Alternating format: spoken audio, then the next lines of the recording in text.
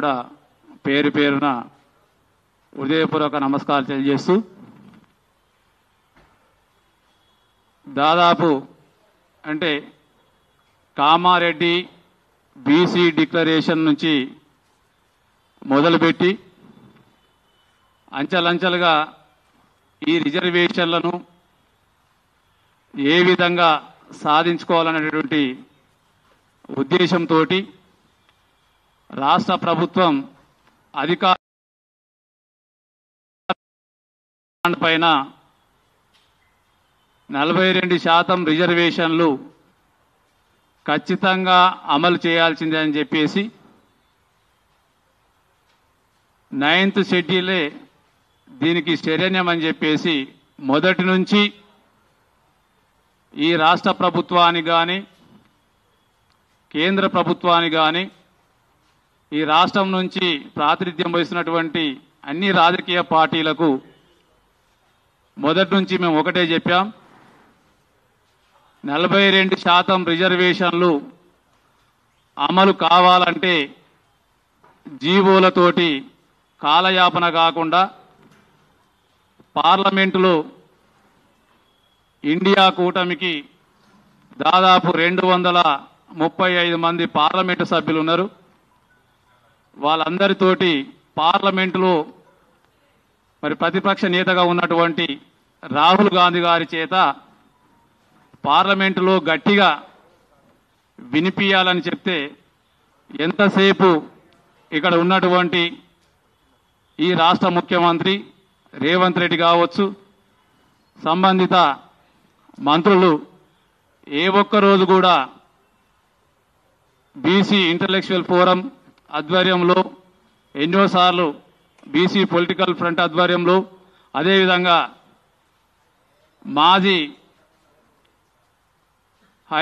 High court chief justice అయినటువంటి justice Eshwaraiah గారు national BC commission చైర్మన్గా కూడా చేసి మరి రాష్ట్ర ప్రభుత్వానికి చాలా స్పష్టంగా చెప్పినప్పటికీ ఈ రాష్ట్ర ప్రభుత్వం మేము చేసినటువంటి విజ్ఞప్తిని పక్కన పెట్టి కేవలం ఈ కాలయాపన చేసి మేము ఏదైతే మొదటి నుంచి ఈ రిజర్వేషన్ల పైన పిడికిలు రాదని వేదిక మీకు రావాల్సిన విజ్ఞప్తి చేస్తా ఉన్నాం. మొదటి నుంచి మేము ఏదైతే చెప్తున్నామో అదే మొన్న ఈ రాష్ట్ర హైకోర్టులో జరిగినటువంటి పరిణామం. దానికి ఈరోజు ఇక్కడ ఉన్నటువంటి మా యొక్క కార్యాచరణ రాబోయే రోజుల్లో ఏ విధంగా ఉండబోతుందనేటువంటి అంశం పైన చర్చించడానికి మరి ఇక్కడ ఉన్నటువంటి పెద్దలందరూ కూడా విచ్చేసినటువంటి సందర్భంగా ఈ ఒక్క 42% రిజర్వేషనే కాదు, కామారెడ్డి డిక్లరేషన్లో బీసీలకు ఇచ్చినటువంటి ఏ ఒక్క డిమాండ్ను కూడా ఈ రాష్ట్ర ప్రభుత్వం ఈ రోజు వరకు కూడా ఒక్క హామీని కూడా నిలబెట్టుకోలేకపోయింది. కాబట్టి దానిపైన కూడా మా పెద్దలందరూ కూడా మాట్లాడతారు, దానిపైనే కార్యాచరణ ఉండబోతుందని చెప్పి విజ్ఞప్తి చేస్తూ ఇప్పుడు బీసీ పొలిటికల్ ఫ్రంట్ ప్రధాన కార్యదర్శి ఆయిల్ వెంకన్న గౌడ్ గారిని మాట్లాడాల్సిందిగా విజ్ఞప్తి చేస్తా ఉన్నా. ఎక్కువ సమయం తీసుకోకుండా అందరు 2 నిమిషాలు మాట్లాడాల్సిందిగా విజ్ఞప్తి చేస్తాం.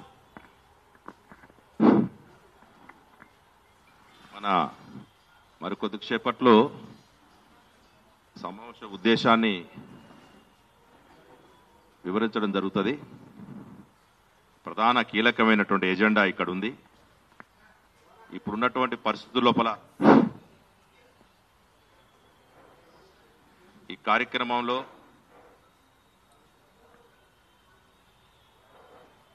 కార్యాచరణని రూపొందించి ప్రకటించడానికి హాజరైనటువంటి బీసీ ఇంటలెక్చువల్ ఫోరం చైర్మన్ మాజీ IAS officer T Chiranjeevulu sir గారు, BC SC ST JAC convener doctor Vishwanathan Maharaj గారు, BC political front chairman Balagoni Balaraju Goud గారు, మరొక దీక్షపట్లో retired judge, high court retired judge Eswaraiah Goud గారు, BC federation all India convener గారు కూడా రాబోతా ఉన్నారు. కాబట్టి వచ్చిన తర్వాత మొత్తంగా ఒక ఈ వారం 10 రోజుల నుంచి నడుస్తున్నటువంటి ఒక డ్రామా, 42% రిజర్వేషన్ల పట్ల జరుగుతున్నటువంటి డ్రామాని కూలంకషంగా ఇప్పి చెప్పేటువంటి వేదికనే ఇది. కాబట్టి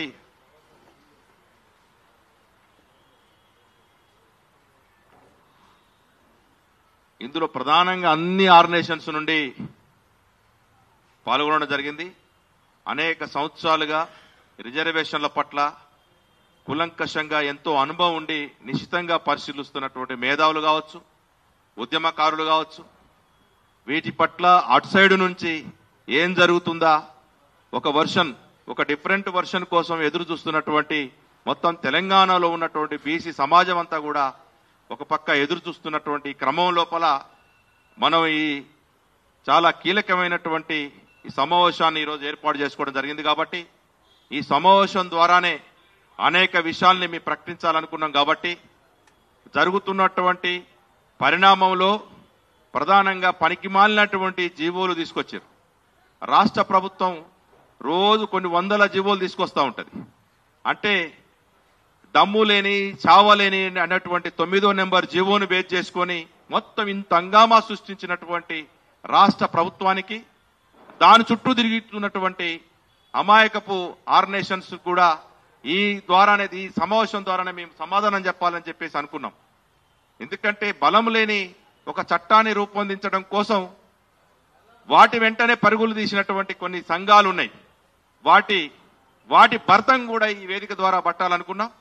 పెద్ద ఎత్తున ఒక ఉద్యమ కార్యాచరణను కూడా రూపొందించుకోవడం జరిగింది. అందులో ఆ కార్యక్రమాన్ని మా చిరంజీవులు సార్ గారు ప్రకటిస్తారు. ఆ సంబంధించినటువంటి ఒక ఉమ్మడి వేదికకు సంబంధించింది కావచ్చు, కార్యక్రమానికి సంబంధించింది కావచ్చు, దాన్ని మా చిరంజీవులు గారు ప్రకటిస్తారు.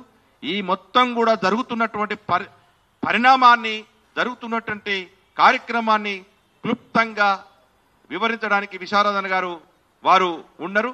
బాలరాజు గౌడ్ గారు ఉద్యోగ కార్యాచరణకు సంబంధించి చెప్తారు. ఈశ్వరయ్య గారు ఇందులో ఉన్నటువంటి డొల్లతనాన్ని, ప్రభుత్వం చేస్తున్నటువంటి పనికిమాలిన పనిని, బేసిక్నే చేసినటువంటి తప్పుల తడకని వారు కూడా చట్ట ప్రకారం హైకోర్టు జడ్జిగా ఉన్నారు. కాబట్టి వారు కూడా నిశ్చితంగా వివరిస్తారు. కాబట్టి మొత్తం కూడా జరుగుతున్నటువంటి కార్యక్రమాలని ఒక ఎజెండాని ప్రభుత్వం ద్వారా మనం ఈ వేదిక ద్వారా ప్రభుత్వానికి, అదేవిధంగా కేంద్ర రాష్ట్ర ప్రభుత్వాలకి చేస్తున్నటువంటి డ్రామాకు సంబంధించింది మొత్తం కూడా వివరిస్తామని చెప్పేసి తెలియజేస్తా ఉన్నాం. మన ఈశ్వరయ్య గారు మాజీ high court judge, BC federation all India అధ్యక్షులు, వారిని వేదిక మీదకి రావాల్సిందిగా ఆహ్వానిస్తాం.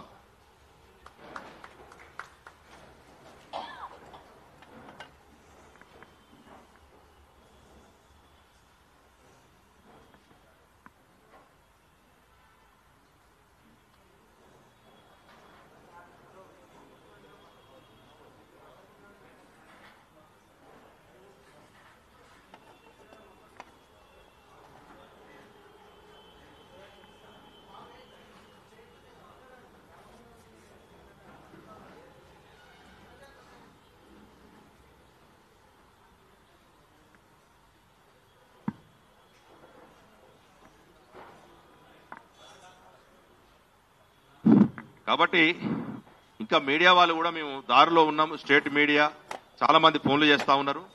ఎందుకంటే కీలకమైన సమావేశం కాబట్టి వీళ్ళ వర్షన్ ఏం చెప్తారా, ఇంకా నాకు స్టేట్ బ్యూరో నుంచి వేరే పెద్ద పెద్ద ఛానల్ నుంచి కూడా ఫోన్లు చేస్తా ఉన్నారు. కాబట్టి కీలకమైన సమావేశం కూడా అందరికి ఆతృత ఉంది. దీని నుండే ఒక ప్రత్యామ్నాయం, శాశ్వత పరిష్కారానికి సంబంధించినటువంటి అంశాలు ఈ వేదిక ద్వారానే ప్రకటించాలని చెప్పేసి అనుకున్నాం. కాబట్టి ఒక శాశ్వతమైన వేదికకు సంబంధించింది ఏమేమి చాలా మంది ఆతృతతో ఎదురు చూస్తున్నారు. కాబట్టి ఈ వేదిక ద్వారా అతి త్వరలోనే మొత్తం మీడియా వచ్చిన తర్వాతనే ఉంటది. కాబట్టి కార్యక్రమాన్ని మాత్రం ఇప్పుడు బీసీ ఇంటలెక్చువల్ ఫోరం చైర్మన్ మన చిరంజీవులు గారు వివరిస్తారు, వారు మాట్లాడవలసింది కోరుతాం.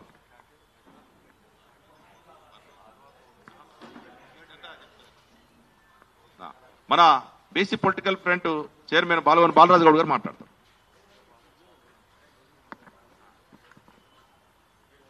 మీడియా సోదరులకు, పత్రికా విలేకరులకు కూడా BC political front chairman Balagoni Balaraju Goud మీ అందరికి కూడా హృదయపూర్వక నమస్కారాలు.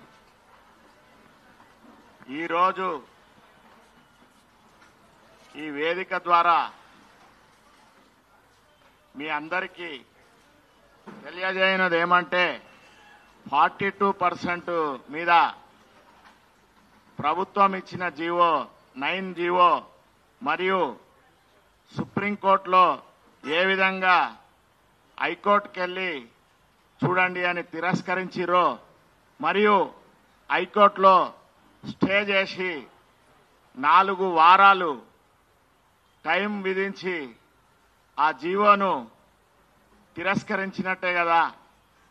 బీసీలకు తెలంగాణ రాష్ట్రంలో బీసీలందరూ కూడా ఏ విధంగా మోసపోతుండ్రో దాని మీద పెద్దలు హైకోర్టు మాజీ చీఫ్ జస్టిస్ వి ఈశ్వరయ్య గారు మరియు BC political JAC BC intellectual chairman గారు, ఐఏఎస్ ఆఫీసర్ చిరంజీవి గారు మరియు SC ST BC minority Jack అధ్యక్షులు విషాధరన్ మహారాజు గారు మరియు వేదిక మీద ఉన్న మా బీసీ సంఘాల నాయకులు, బహుజన నాయకులందరూ పేరు పేరున ఐలి వెంకన్న మరియు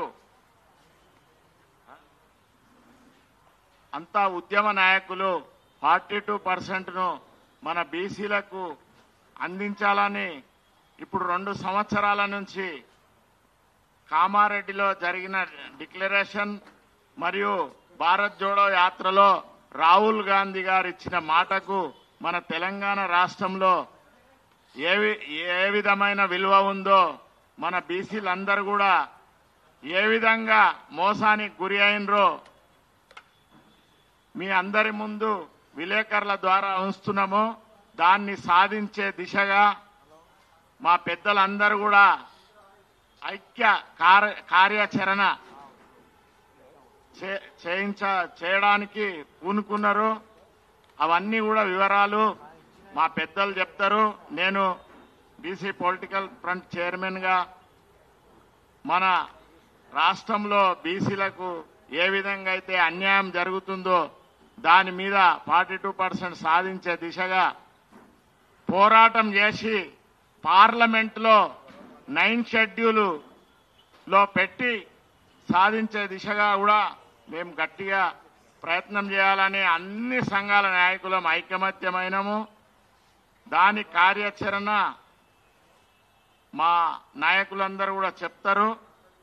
మేము కూడా ముందు ఏం చేయబోతున్నాము అనేది కూడా మేము డిసైడ్ చేసుకున్నాము. 9 షెడ్యూల్లో పెట్టి పార్లమెంటులో చర్చ జరిగి అదే మన బీసీలకు శరణ్యం. కానీ ఈ తాత్కాలిక జీవోలు ఎన్నిచ్చినా కూడా మనను మోసం చేయడానికి అని ఇప్పుడు మోసపోయినామని కూడా అర్థమైంది. అయినా కూడా కొన్ని సంఘాల నాయకులు కొన్ని పార్టీలలో ఉండి ఆ పార్టీలకు వంతవాడుకుంటా మన బీసీలకంతా అన్యాయం జరుగుతుంది. ఇన్ని రోజులు 20 నెలల నుంచి కూడా కామారెడ్డిలో సిద్దిరామయ్య గారు ఇచ్చిన డిక్లరేషన్ ఎక్కడ పాటించలేదు. మన బీసీలకు అడుగడుగున అన్యాయం జరుగుతుంది. అసలు అది సాధించలేని జీవో అని తెలిసి కూడా కొన్ని సంఘాలు ఒకరేమో ఒక పార్టీలా ఒకరేమో రాష్ట్ర ప్రభుత్వానికి వంతబాడుతూ చేయవలసిందంతా ఢిల్లీలో ఉంటే అక్కడ గవర్నర్ దగ్గర పెండింగు, రాష్ట్రపతి దగ్గర పెండింగు, కోట్ల చుట్టూ తిరగడం తప్ప ఏమన్నా ఉందా? పార్లమెంట్లో చర్చ జరగాలని పెద్దలు ఈశ్వరయ్య గారు ఎన్నిసార్లు చెప్పినా యాక్ట్ చేసి ప్రభుత్వానికి ఇచ్చినా దాన్ని పాటించకుండా ఈ విధంగా నిర్లక్ష్యానికి మన బీసీలు గురి అవుతుండ్రు. కాబట్టి మనందరం కూడా ఐకమత్యమై తెలంగాణ రాష్ట్రంలో మనం 42% సాధించే దిశగా ఈ రోజు మేము అందరినీ మీడియా సోదరులను అందరినీ కూడా కోరుతున్నాము. రాష్ట్రం నలుమూలల చేరేయాలి. మాకిక్కడ ఉన్నోళ్లకు ఏ పార్టీలతోని గాని ఎవరితోని గాని సంబంధం లేదు. ఓన్లీ మా నెత్తురులో ఉన్నది బీసీల గురించి సేవ చేయాలి, బీసీల డిమాండ్లు సాధించాలి. తెలంగాణ రాష్ట్రంలో మా విషాదరన్ అన్న మహారాజును అంతా కలుపుకొని, ఎందుకంటే ఒక్క బీసీలమే కాదు, మేం సర్దార్ సర్వాయి పాపన్న వారసులం కాబట్టి మా బహుజనులల్లా ఉన్న అన్ని కులాలను కలుపుకొని ఎస్సీ ఎస్టీ మైనార్టీ అందరినీ కూడా కలుపుకొని రాజ్యాధికారం సాధించాలనే అందరిలో ఉన్న తపన. ఎందుకంటే ఇట్లా 78 సంవత్సరాల నుండి బీసీలు బడుగు బలైన వర్గాలు తెలంగాణ రాష్ట్రంలో ఏ విధంగా మోసానికి గురి అవుతుర్రో కళ్ళ ముంగటనే ఉంది. మనకు వాగ్దానాల మీద వాగ్దానాలు ఇస్తున్నారు, జీవోలు ఇస్తున్నారు, కానీ ఎక్కడ అది సాధ్యం అనేదే లేదు. అసలు దాన్ని సాధించే దిశగానే మా సార్ చిరంజీవి గారు ఐఏఎస్ ఆఫీసర్ గా రిటైర్మెంట్ అయి కూడా మనందరికీ బలైన వర్గాలను కాపాడే నాదుడే లేడని ఆయన ముందుకొచ్చి రిటైర్మెంట్ అయినా కూడా మన సంఘాలనందరినీ కలుపుకొని బడుగు బలహీన వర్గాలకు రాజ్యాధికారం రావాలి. ఈ 42% మీద మొన్ననే మాజీ అడ్వకేట్ జనరల్ బిఎస్ ప్రసాద్ గారిని కూడా మేము హైకోర్టులో పెట్టినాము. పెట్టి మా తరపున కొట్లాడినాము. అన్న పైకి రాను. పొన్నం దేవరాజు గారు పైకి రావాలి అన్న. ఈ విధంగా మన బీసీలకంతా కూడా అన్యాయం జరుగుతుంది కాబట్టి మన బీసీల రాజ్యం వచ్చేదాకా కూడా మా పెద్దల ఆలోచన ప్రకారము మేం బీసీ పొలిటికల్ ఫ్రంట్ మరియు మా సంఘంలో ఉన్న అందరు కూడా మేము బీసీ ఇంటలెక్చువల్ ఫోరంతోని విషాదరన్ మహారాజు గారితోని పెద్దలు ఈశ్వరయ్య గారి సహకారము ఆయనను తీసుకొని, ఎందుకంటే భారతదేశంలోనే బీసీలకు చైర్మన్ గా చేసిరు సారు. ఆయన వ్యూహాలన్నీ కూడా మేమందరము నేర్చుకొని మన బీసీలకు రాజ్యాధికారము 42% జరగాలి. మరియు విద్యా ఉద్యోగాల కాంట్రాక్టుల మాట అయితే మేనిఫెస్టోలో పెట్టిరు కానీ దాన్ని 20 నెలలు అయినా కూడా ఎక్కడ అమలు పరిచే దిశగా ప్రయత్నం జరగలేదు. కానీ కొన్ని పార్టీలలో ఉన్న సంఘాలేమో వాళ్ళను జైగొట్టుకుంటా వాళ్ళే మొత్తము తెలంగాణలో ఉన్న ప్రభుత్వానికి వంతవాడిర్రు. ఒక ఆయనేమో బీజేపీలో ఉన్నాడు, వాళ్లే ముందుకొచ్చి మళ్ళా జేఏసీ అంటున్నారు. అది తెలంగాణ ప్రజలే గమనించాలి. ఎవరు ఏ విధంగా పోరాటం చేస్తారో పేరుకు మేము ఇన్నేళ్ల సంధి చేస్తున్నాం, అన్నేళ్ల సంధి చేస్తున్నామని చెప్పారు. ఈశ్వరయ్య గారు పదే 100 సార్లు చెప్పిండు, అయ్యా నాయన ఇది ఈ జీవోలతోని నడవది. ఎందుకంటే బీహార్లో, మధ్యప్రదేశ్లో, ఇంకా మహారాష్ట్రలో కొట్టేసింది కాబట్టి అది పార్లమెంట్ లో చర్చ జరిగి 9 షెడ్యూల్ చేర్స్తేనే మనకు 42% వస్తుంది. లేకుంటే ఇది జరగదని ఆయన ఒక 100 సార్లు చెప్పిండు మీటింగ్లు పెట్టి.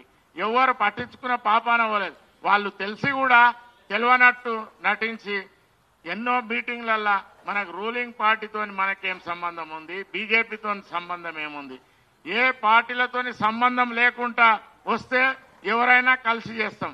వాళ్ళే రూలింగ్ పార్టీలకు బీజేపీ పార్టీకి వంత వాడతారు. బీజేపీ గవర్నర్ దగ్గర ఆపుతున్నది, ప్రెసిడెంట్ గారి దగ్గర ఆగుతున్నది. ఎన్ని రోజులైనా కూడా అక్కడ మెడ్రాస్ లో ఏమిచ్చిర్రు, 3 నెలలు దాటితే చట్టం అవుతుందని చెప్పారు. అయినా కూడా ఇప్పుడు ఎన్ని రోజులైనా కూడా 6 నెలలు జరిగిపోతున్నా కూడా అక్కడనే పెండింగ్ లో పెట్టుకుని చేయడం లేదు. కాబట్టి మనం అందరం కూడా 42% సాధించే వరకు బడుగు బలహీన వర్గాలకు ఎస్సీ ఎస్టీలను కలుపుకొని తెలంగాణలో రాజ్యం ఏర్పడే వరకు శ్రమించి కష్టపడి సాధించే దిశగా పెద్దల సహకారంతో సాధించాలి. మన డిమాండ్లన్నీ కూడా రాజ్యాధికారం వస్తేనే అది జరుగుతుంది. కాబట్టి ఇట్లా అడిగితే ఇప్పటికే 78 ఏళ్ళు గడిచిపోయింది.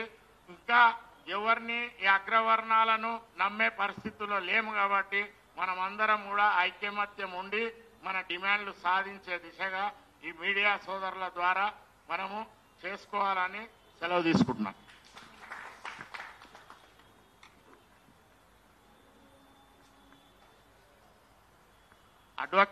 అడ్వకేట్ చేసి పొన్నం దేవరాజు గారిని మాట్లాడవలసిందిగా ఒక 2 నిమిషాలు.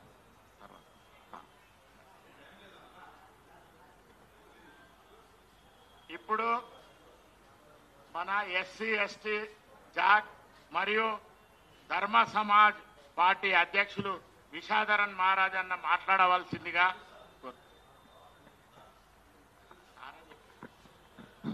సరే, ఇప్పుడు నేను మాట్లాడే మొదలు ఇంకా కొద్ది మంది పెద్దలు ఉండరు, ఒక్కొక్క నిమిషం మాట్లాడతారు.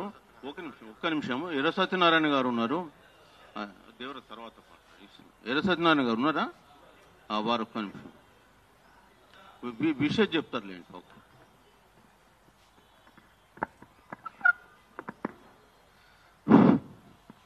ఈరోజు ఈ సమావేశానికి ఏదైతే నాకు వచ్చిన ఇన్విటేషన్ ప్రకారము మేము కూడా ఇదే అభిప్రాయంతో ఉన్నాం. మొదటి నుంచి కూడా అదే అభిప్రాయం ప్రాపగండ చేస్తున్నాం. ఏంటిదంటే జీవోలతోటి అదేవిధంగా కోర్టులకు పోయే దారి నుంచి ఈ దేశంలో కానీ ఈ రాష్ట్రంలో కానీ బీసీల రిజర్వేషన్ పెంపు కాలేదు అనేటటువంటి విషయం ఏదైతుందో అది మేము 1987 నుంచి కూడా ఏదైతే సమసంగ్రామ పరిషత్ నేను ఆ రోజు స్థాపించానో ఆ రోజు నుంచి కూడా మాకున్న అనుభవం ప్రకారము ఈ సబ్జెక్టు ఓపెన్ అయిన రోజు నుంచి కూడా మేము ఎస్టాబ్లిష్ చేస్తున్నాం. ఇది ఎందుకంటే క్యాపులు లేనటువంటి కాలంలోనే 1987 లోపల ఎన్టీ రామారావు 44% రిజర్వేషన్లు పెంచితే కోర్టులు కొట్టేసినాయి. అయితే ఏంటిదంటే అందులో ఒక పాయింట్ ఏంటిదంటే లోకల్ బాడీస్కు అవి మినహాయింపించినాయి. బహుశా ఈ కోణంలో ఏమన్నా అవకాశం ఉంటుందేమో అనేటటువంటి ఒక ఆశాభావం ఉండే. అదేవిధంగా గతంలో ఎన్నట్లైనటువంటి విధంగా 2019 లోపల నేనేదైతే ఎలక్షన్ పిటిషన్ వేసినో ఆ రోజున్నటువంటి ప్రభుత్వము 34% నుంచి 18%కు స్థానిక గ్రామ పంచాయతీ సమస్య దాంట్లోపట రిజర్వేషన్లు తగ్గించినప్పుడు ఎలక్షన్ పిటిషన్ వేసినప్పుడు ఏదైతే అంత కృతమైనటువంటి ఈవెంతో క్యాప్ వచ్చిన తర్వాత కూడా ఈ రాష్ట్రంలో 32 సంవత్సరాల 34% అనేటటువంటి రిజర్వేషన్స్ కంటిన్యూ అవుతున్నాయి. 50% అనేటటువంటి కంటిన్యూ అవుతుంది. కాబట్టి ఆ ఎస్టోపీలు ఏదైతే మాకు 2013లో వచ్చిందో దాన్ని కంటిన్యూ చేయాల్సినటువంటి పరిస్థితి మీద మేము పిటిషన్ వేసినప్పుడు అప్పుడు హైకోర్టు ఏమైందంటే ఎలక్షన్ షెడ్యూల్ డిక్లేర్ చేసిండ్రు కాబట్టి మేము ఇంటర్ఫియర్ కాలేము అని చెప్పేసి అన్నది. ఆ అవకాశం ద్వారానన్నా కానీ సేమ్ రూల్ ఆఫ్ లా ఇక్కడ ఇంప్లిమెంట్ అవుతుందేమో అనే ఆలోచన విధానంతో మేము దాన్ని కొంత ఆశపడినటువంటి విషయం కూడా కొంత వాస్తవమే. అయితే ఏంటిదంటే దీన్ని అన్నిటికీ భిన్నంగా ఆల్రెడీ మేడ్ డెసిషన్ లాగా జనరల్ ప్రాక్టీస్కు విరుద్ధంగా జడ్జిమెంట్ రావడం అనేటటువంటిది ప్రజలప్పుడు కానీ 2 వర్గాలప్పుడే కానీ ఒక ఆశ అనేటటువంటి నిరాశ అయినటువంటి పరిస్థితుల పట ఈరోజు రాష్ట్రం మొత్తం అట్టుడుగుతున్నటువంటి పరిస్థితుల పట. అదేవిధంగా ఆ రోజు మేము ఏదైతే 2019 వేసినటువంటి కేసు 2024 కళ్ళకొచ్చు కులగణ అనేటటువంటి సబ్జెక్టు కూడా వచ్చింది. కాబట్టి ఆ కులగణ అనే తీర్పు ద్వారా ఈ రాష్ట్ర ప్రభుత్వం విధులైనటువంటి పరిస్థితుల పట కులగణకు ముందుకు పోయింది. కాబట్టి ఈ 37 సంవత్సరాల చరిత్ర లోపల ఏ కోర్టులలో కూడా ఎక్కడ కూడా అన్నటువంటి విధంగా కులగణ అంశం కూడా ఇక్కడ ప్రాక్టీస్లో వచ్చింది. కాబట్టి ఈ కొన్ని అనుకూలతలు ఉన్నందుకు వస్తుందేమో అనేటువంటి ఒక ఆశాభావం అనేటువంటి ఉండే దాన్ని కూడా కోర్టులు రెడీమేడ్ డెసిషన్స్ తోటి ఎగరగొట్టినటువంటి పరిస్థితుల పట మళ్ళొకసారి ప్రూవ్ అయిందంటే ఏదైతే రిస్కీ ఎఫర్ట్ ఈ రిస్కీ ఎఫర్ట్ మేము ప్రమోట్ చేయలే. ఇది ఒక ప్లాన్ బీగానే ఉన్నదనేటటువంటి భావజాలంతో ఉన్నాం మనం. అది అయినా ఈ ప్లాన్ బిల్ ఎందుకు, ఈ రిస్కులు ఎందుకు, డైరెక్ట్ రాజమార్గం ఉండంగా అనేటటువంటి ఉద్దేశంతో దీన్ని మా డిమాండ్స్లో ఎప్పుడు కూడా తీసుకురాలేదు. ఓన్లీ షెడ్యూల్ 9లో ఏర్పాటు చేయాలి, రాష్ట్ర ప్రభుత్వం కేంద్ర ప్రభుత్వం మెడలు వంచి చేయాలి. ఇది రాష్ట్ర ప్రభుత్వంతో అయ్యే పని కాదు. ఇది ఖచ్చితంగా కేంద్రంలో ఉన్నటువంటి బీజేపీ ప్రభుత్వం మాత్రమే చేయాలనేటటువంటి దాని మీద మేము ఉన్నాము. అదేవిధంగా ఆఖరికి వచ్చే వరకు అదే జరిగింది. కాబట్టి ఇప్పటికైనా కానీ షెడ్యూల్ 9 లోపల ప్రవేశపెట్టేటటువంటి విధంగా చర్యలు తీసుకోవాల్సిందిగా ఈ రకమైనటువంటి డిమాండ్ ఇంకా మళ్ళొకసారి కాలయాపన వద్దు. ఎందుకంటే ఈ జీవోల మీద అనవసరమైనటువంటి కాలయాపన అయింది. ఈ జీవో సిస్టమ్ ఎవరు ప్రమోట్ చేసిందంటే కేంద్రంలో ఉన్నటువంటి ప్రభుత్వ అనుకూలమైనటువంటి సంస్థలు ప్రమోట్ చేసినాయి ఇది. కాబట్టి ఏంటిదంటే అటు రెండుకి చెడ్డ రేవడిలాగా అయినటువంటి పరిస్థితి అయింది. ఇప్పటికైనా ఏకోన్ముఖ డిమాండ్ రావాలి ఈ రాష్ట్రం నుంచి, అది కేంద్ర ప్రభుత్వం ద్వారా రావాలి అనేటటువంటి డిమాండ్ తోటి ఈ రాష్ట్రంలో జరిగేటటువంటి అన్ని ఉద్యమాలకు సహకరిస్తామని తెలియజేస్తూ నాకు ఈ అవకాశం ఇచ్చినందుకు కృతజ్ఞతలు. ఇప్పుడు ఒక్క నిమిషం మన చేనేత కార్మిక సంఘం రాష్ట్ర నాయకులు వెంకటేశ్వర నేత గారు ఒక నిమిషం మాట. సభకు నమస్కారం. మొదటి నుంచి కూడా దాస్ సురేష్ గారు బీసీ రాజ్యాధికార సమితి అధ్యక్షులు వేదిక మీద రావాల్సిందిగా కోరుతున్నాను.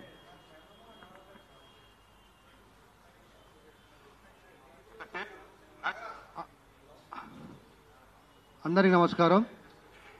మరి మొదటి నుంచి కూడా బీసీ ఇంటలెక్చువల్ ఫోరం అయితేనేమి, బీసీ పొలిటికల్ ఫ్రంట్ ఫోరం అయితేనేమి, విషాధర్ గారు, జస్టిస్ శివరాయ్ గారి డైరెక్షన్లో 9th షెడ్యూలే సరైనటువంటి విషయాన్ని చెప్తా ఉన్నారు. మరి ఆ దిశగా ఈ రోజు ఒక కార్యాచరణ ప్రకటించబోతున్నటువంటి పెద్దలందరికీ కూడా శుభాకాంక్షలు తెలుపుతూ ఈ పోరాటంలో మేము అందరం కూడా మీ వెనుక ఉంటామని తెలియజేస్తున్నాం. ఇప్పుడు మన చెన్నరాములు ముదిరాజు గారు మహబూబ్నగర్ ఉన్నారు. వారు కూడా ఒకటే నిమిషం దయచేసి ఏమనుకో.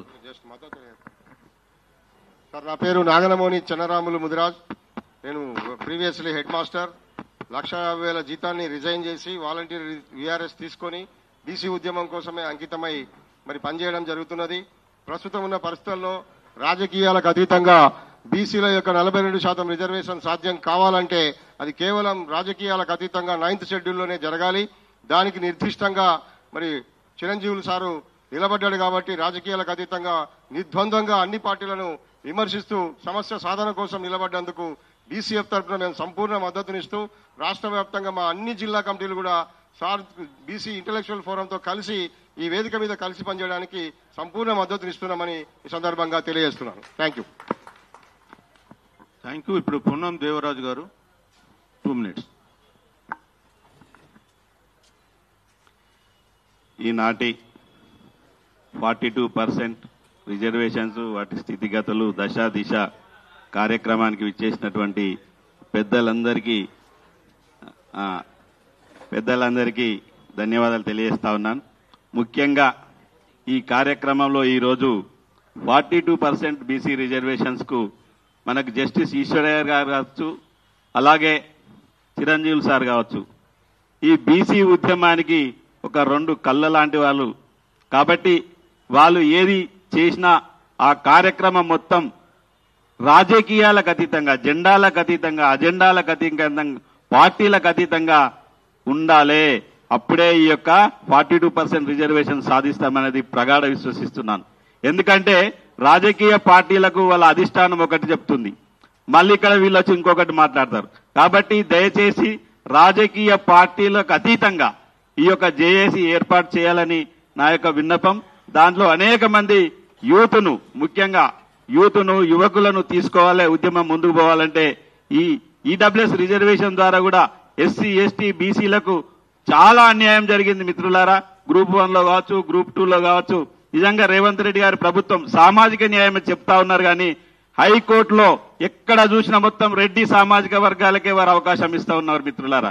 నిజంగా మరి ఆయన చెప్పేది చిత్తశుద్ధి ఉంటే 42% రిజర్వేషన్ పక్కన పెడితే మరి హైకోర్టులో కూడా ఇవ్వచ్చు కదా, ఎందుకు మీరు అవకాశాలు ఇవ్వట్లేదు? మా బీసీలకు కానీ, మా ఎస్సీలకు కానీ, మా ఎస్టీలకు కానీ ఈ వేదిక ద్వారా నేను తెలియజేస్తూ, అలాగే రాబోయే రోజుల్లో ఖచ్చితంగా బీసీ 42% మద్దతు పలికే పార్టీలనే ఈ అసోసియేషన్ లో ఈ జేఏసీలో తీసుకోవాలి. పార్టీలకు అతీతంగా కలిసి వచ్చి నిజంగా వాళ్ళకి చిత్తశుద్ధి ఉంటే పార్టీలలో ఉన్న ఎవరైనా కూడా ఆ పదవులకు రాజీనామా చేసి వస్తేనే వాళ్ళను చిత్తశుద్ధి ఉన్నదని మేము గమనిస్తాం. Thank you very much.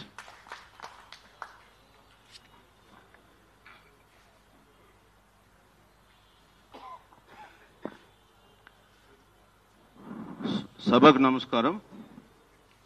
42% రిజర్వేషన్ల సాధన కొరకు ఒక కార్యాచరణ ప్రణాళిక రూపొందించాలనే ఉద్దేశంతో ఈరోజు ఇక్కడ ఒక సమావేశం నిర్వహిస్తున్నాం.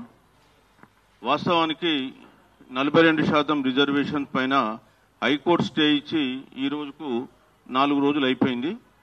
అయితే మేము ఈ కార్యాచరణ ప్రకటించే ముందు కొంత ఇంటర్నల్ ఎక్సర్సైజ్ చేసినాం. అందుకే ఈ కార్యాచరణ కొంత లేట్ కావడం జరిగింది. మరి ఈ కార్యక్రమానికి ముఖ్య అతిథులుగా హాజరైనటువంటి మాజీ హైకోర్టు ప్రధాన న్యాయమూర్తి, అదేవిధంగా national commission for backward classes chairman మన గౌరవనీయులు జస్టిస్ ఈశ్వరయ్య గారికి, అదేవిధంగా ఈ కార్యక్రమానికి అధ్యక్షత వహిస్తున్నటువంటి మన బాలరాజు గౌడ్ గారికి, మరి కార్యక్రమంలో మరొక ముఖ్య అతిథులుగా పాల్గొంటున్నటువంటి BC SC ST joint action committee chairman Shri Visharadan Maharaj గారికి, అదేవిధంగా వేదికపై ఆశీనులైనటువంటి చాలా మంది పెద్దలు ఉన్నారు. మరి ముఖ్యంగా దాసు సురేష్ గారు కూడా ఇప్పుడే వచ్చినారు, వారికి మళ్ళీ ఇస్తాము. సో మరి రాఘవేందర్ రావు గారు ఉన్నారు. వేదికపై చాలా మంది ఉన్నారు. చామకూర రాజు, కేవీ గౌడ్, చెన్న శ్రీకాంత్, అవ్వారు వేణు, రాఘవేందర్ గౌడ్ గారు, కిరణ్ కుమార్ గారు, దుర్గయ్య గౌడ్ గారు, బైరీ శేఖర్, గౌరీ శ్యామ్ సుందర్, కొండల్ గౌడ్, ఆంజనేయులు గారు, రామ్ నరసయ్య గౌడ్ గారు, లింగేష్ యాదవ్ గారు, అంబల్ల నారాయణ గౌడ్ గారు, రామకృష్ణ నేత గారు, చెన్నారాములు గారు, నగేష్ యాదవ్ గారు, అదేవిధంగా ఇంకా చాలా మంది పెద్దలు వచ్చినారు. మరి అందరి పేర్లు ఇంకా రాసుకోలేకపోయినాం, దయచేసి ఏమనుకోవద్దని తెలియజేస్తూ, ముఖ్యంగా రాష్ట్ర ప్రజలకు మేము మొదటి నుంచి ఒక విషయం చెప్తున్నాం. మనకు 42% రిజర్వేషన్లు సాధించాలంటే ఖచ్చితంగా అది 9th షెడ్యూల్ ద్వారానే సాధ్యమైంది. తాత్కాలికమైన జీవోల ద్వారా సాధ్యం కాదు అని మేము చెప్పినాం. అయినప్పటికీ కూడా కొన్ని బీసీ సంఘాలు జీవో ఇస్తే చాలు, జీవో ఇచ్చేస్తే మనకు 42% ఆటోమేటిక్గా వస్తుంది, రాష్ట్ర ప్రభుత్వానికి అధికారాలు ఉన్నాయని చెప్పారు. సో మరి ఈరోజు ఏం జరిగిందో మీరు చూసినారు. ఎందుకంటే స్వతంత్ర భారతంలో 8 రాష్ట్రాలు 50% పైబడి జీవోలు చట్టాలు ఇస్తే ఆ చట్టాలన్నీ కూడా హైకోర్టులు సుప్రీంకోర్టులు కొట్టేసినాయి. ఇవాళ మనం కొత్త కాదు. సో దాన్ని దృష్టిలో పెట్టుకునే 9th షెడ్యూల్లో పెట్టాలని చెప్పేసి నేను ఈశ్వరయ్య గారు, జస్టిస్ ఈశ్వరయ్య గారు ఇద్దరం కలిసి ఏప్రిల్ 5th రోజు బషీర్బాగ్ ప్రెస్ క్లబ్లో ఒక సమావేశం నిర్వహించినాం. ఆ సమావేశానికి విల్సన్ గారని రాజ్యసభ సభ్యులు డిఎంకే తమిళనాడు, రాష్ట్రపతికి కానీ గవర్నర్ కానీ 3 నెలల్లో ఫైల్ క్లియర్ చేయాలని చెప్పేటువంటి సుప్రీంకోర్టు జడ్జిమెంటు ఆయననే వాదించి గెలిపించిండు. అట్లాంటి వ్యక్తిని తీసుకొచ్చి ఇక్కడ మేము ఆ రోజు సమావేశం నిర్వహించి మరీ చెప్పినాం, మన అన్ని సంఘాలు కూడా 9th షెడ్యూల్ కొరకు ఉద్యమిస్తేనే మనకి రిజర్వేషన్లు వస్తాయి. ఒకళ్ళు ఒక సైడ్ ఇంకోళ్ళు ఒక సైడ్ పోతే బాగుండదంటే మాపైనే విమర్శలు ఇవ్వడం జరిగింది. సరే, అయినప్పటికీ కూడా ఈరోజు చూస్తే ఏం జరిగిందంటే మనం ఏదైతే చెప్పినాం, నేను 24 జూలై ఆంధ్రజ్యోతిలో ఒక ఆర్టికల్ రాసిన, తాత్కాలిక జీవోలతో బీసీలు మోసపోవద్దని. ఈ లెటర్ అనేది 24 జూలై ఆంధ్రజ్యోతిలో పబ్లిష్ అయింది. ఇవాళ మనకి ఇంచుమించు అంటే జీవో పైన స్టే ఉంది, కొట్టేలేరు, అది వేరే ఇష్యూ. కానీ బట్ భారతదేశంలో జరిగినటువంటి ఎక్స్పెరిమెంట్ చూస్తే అది కష్టమైంది. మొన్న వాళ్ళు తాత్కాలికంగా ఆర్డర్ ఇచ్చిన దాంట్లో కూడా అదే విషయాన్ని మెన్షన్ చేసిండ్రు. మొత్తం ఆ 50% రిజర్వేషన్ పైన చర్చ జరిగింది. సో ఎప్పుడైనా సరే ఇండియాలో ఈ 50% దాటాలంటే దానికి ఒక మార్గం ఉంది, అది తమిళనాడు మార్గము. ఆ తమిళనాడు వాళ్ళు మాత్రమే ఆ మార్గంలో వెళ్లి 9th షెడ్యూల్ తెచ్చుకున్నారు. అయితే ఈరోజు రాష్ట్రంలో ఈ 42% పైన వేడి వాతావరణం నెలకొని ఉంది. బీసీలందరూ కూడా చాలా ఉత్కంఠగా ఎదురు చూస్తున్నారు. ఇది నిజంగా సాధ్యమైద్దా, ఎట్లా సాధ్యమైద్దా, అయితే దీనికి రూట్ ఏంటి అనేటువంటి విషయం పైన బీసీ సమాజం నేడు ఎదురు చూస్తూ ఉంది. అయితే మేమిక్కడ ఒక సమావేశాన్ని ఏర్పాటు చేసి మరి రిజర్వేషన్ల సాధనా సమితి అని పెట్టి ఇప్పుడు మనం ఒకటి సమితి డిక్లేర్ చేసుకోబోతున్నాం సార్. అది నేను లాస్ట్లో మా యాక్షన్ ప్లాన్లో చెప్తాను. మొట్టమొదట ఏంటంటే ఇవాళ చాలా మందికి డౌట్స్ ఉన్నాయి, ఆ డౌట్స్ క్లారిఫై కావాలి. మేము మొదలు ఆ డౌట్స్ క్లారిఫికేషన్ కొరకు సంబంధించే ఇవాళ ఒక సమావేశం ఇక్కడ బాలరాజు గౌడ్ గారు ఏర్పాటు చేయడం జరిగింది. సో ముఖ్యంగా రాజకీయ పార్టీలు ఆడుతున్నటువంటి చదరంగంలో బీసీలు ఎట్లా మోసపోతున్నారనే విషయాన్ని మొదలు తెలియజేస్తాం. ముఖ్యంగా ఏంటంటే అన్ని రాజకీయ పార్టీలు, ముఖ్యంగా రాష్ట్రాన్ని ఏలినటువంటి 3 పార్టీలు, అది కాంగ్రెస్ కావచ్చు, బీజేపీ కేంద్రంలో ఉంది, అదేవిధంగా గతంలో ఇక్కడ ఏలినటువంటి బీఆర్ఎస్, ఈ 3 పార్టీల వైఖరి ఏంటి అనే విషయం మేము తెలియజేస్తాం. ప్రజలకు అర్థం చేసుకోవాలి మళ్ళీ ఏం జరగబోతుంది అనేటువంటి విషయం కూడా మేము తెలియజేస్తాం. సో ముఖ్యంగా ఇవాళ రాష్ట్రంలో ఉన్నటువంటి ఇక్కడ కాంగ్రెస్ ప్రభుత్వం నుంచి మనం స్టార్ట్ చేసుకుంటే, రాష్ట్రంలో ఉన్న కాంగ్రెస్ ప్రభుత్వము 42% రిజర్వేషన్ తేవాలనే ఉద్దేశంతో వాళ్ళు కామారెడ్డి డిక్లరేషన్ ఇచ్చిండ్రు. కామారెడ్డి డిక్లరేషన్కి అనుకూలంగా ఇక్కడ ఫిబ్రవరి 24 అనుకుంటాను ఆ రోజు అసెంబ్లీ తీర్మానం చేసిండ్రు. అంతకుముందు కేబినెట్ తీర్మానం ఫిబ్రవరిలో చేసిన తర్వాత ఒక జీవో అనేది మార్చిలో ఇచ్చేసి దాన్ని మర్చిపోయింది. వాస్తవంగా చెప్పాలంటే ఏమైందంటే మధ్యలో పార్లమెంట్ ఎన్నికలు వచ్చినాయి.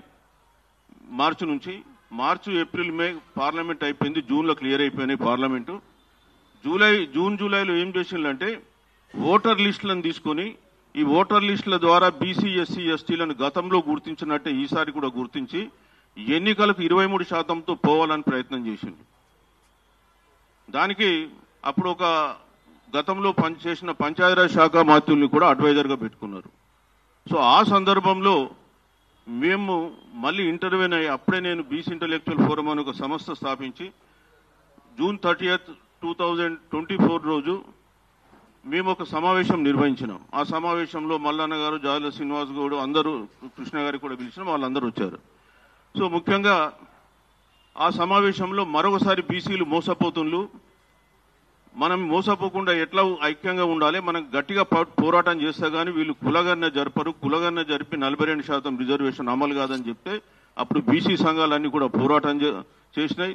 ఆ తర్వాత రాష్ట్ర ప్రభుత్వం కూడా దిగి వచ్చింది, వాళ్ళ కేంద్ర నాయకులు కూడా తెలిసింది. సో దిగి వచ్చి అక్టోబర్ 10 రోజు జీవో ఇచ్చారు. ఆ తర్వాత నవంబర్లో మన కులగణన జరిగింది. ఆ కులగణన కూడా తప్పులున్నాయని మళ్ళీ స్పష్టంగా చెప్పడం జరిగింది. మళ్ళీ ఫిబ్రవరిలో ఒక 10 days టైం ఇచ్చిండ్రు. ఆ తర్వాత మార్చి 17 రోజు 9వ షెడ్యూల్లో పెట్టాలనే ఉద్దేశంతో వీరు ఒక బిల్లులు 2 ఇక్కడ పెట్టారు, bill number 3, bill number 4. Bill number 3 అంటే విద్యా ఉద్యోగాల్లో 42% రిజర్వేషన్, బిల్ నంబర్ 4 అంటే స్థానిక సంస్థల్లో 42% రిజర్వేషన్. ఇక్కడ పెట్టి గవర్నర్కు పంపించారు. గవర్నర్ సంతకంతో ఏప్రిల్ 7 రోజు కేంద్రానికి చేరింది, హోమ్ మినిస్ట్రీకి ఇచ్చారు. ఆ తర్వాత 6 సార్లు కేంద్రం దాని మీద క్వరీలు అడిగింది. 6 సార్ల క్వరీలకు కూడా ఇక్కడ రాష్ట్ర ప్రభుత్వం ఆన్సర్ ఇచ్చింది. లాస్ట్ క్వరీ జూలై 23 రోజు ఆన్సర్ ఇచ్చింది. ఇప్పటి వరకు తర్వాత కేంద్రంలో దాని మీద ఉలుకు పలుకు లేదు. సరే, అటు కేంద్రం నుంచి ఉలుకు పలుకు వస్తలేదని చెప్పి మళ్ళీ ఒక ఆర్డినెన్స్ ఇచ్చారు. ఇక్కడ ఆర్డినెన్స్ జూలైలో ఇచ్చారు. ఆర్డినెన్స్లో ఏముంది, పంచాయతీరాజ్ చట్టంలో సెక్షన్ 285A అని ఒకటి ఉంది. ఆ సెక్షన్ 285A అనేది బీసీ ఎస్సీ ఎస్టీలకు రిజర్వేషన్ మొత్తం కలిపి కూడా 50% దాటకూడదని ఉంది.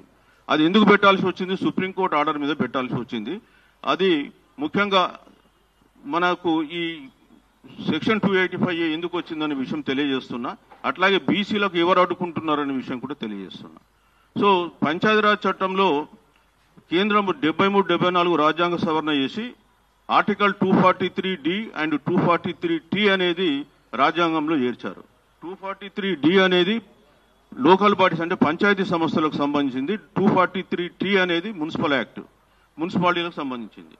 సో ఇక్కడ 243 ఇది ఎప్పుడు చేశారు, 73-74 రాజ్యాంగ సవరణ 1994లో చేర్చారు. ఈ 243D1 అని ఒకటి ఉంది, డి అని చెప్పాను. D1 దాంట్లో ఎస్సీ ఎస్టీలకు జనాభా దామాషా ప్రకారం పంచాయతీ సంస్థల వారీగా రిజర్వేషన్లు ఇవ్వమని చెప్పిండు. D6కు వచ్చేస్తే బీసీలకు రిజర్వేషన్లు రాష్ట్ర ప్రభుత్వాలు ఇచ్చుకోవచ్చు అన్నాడు. ఎంత శాతం చెప్పలే. ఎస్సీ ఎస్టీలకు వస్తే జనాభా దామాషా అన్నావు, బీసీలకు వచ్చేస్తే రాష్ట్ర ప్రభుత్వాలు ఇష్టంగా వదిలేసినాం. దీన్ని ఆసరగా చేసుకుని కృష్ణమూర్తి అనేట ఆయన, ఒక ఆయన కర్ణాటక ఆయన హైకోర్టులో కేసు వేసిండు. తర్వాత సుప్రీంకోర్టుకు పోయింది. సుప్రీంకోర్టులో 2010లో అప్పుడున్నటువంటి జస్టిస్ బాలకృష్ణ జడ్జి ధర్మాసనం బీసీలకు ఎస్సీ ఎస్టీలకు కలిపి 50% సీలింగ్ దాటకూడదని ఒక జడ్జిమెంట్ ఇచ్చిండు.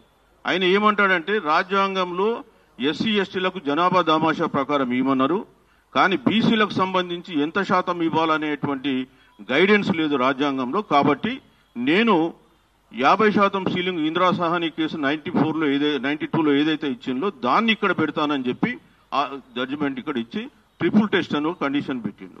ఏంటి ట్రిపుల్ టెస్ట్?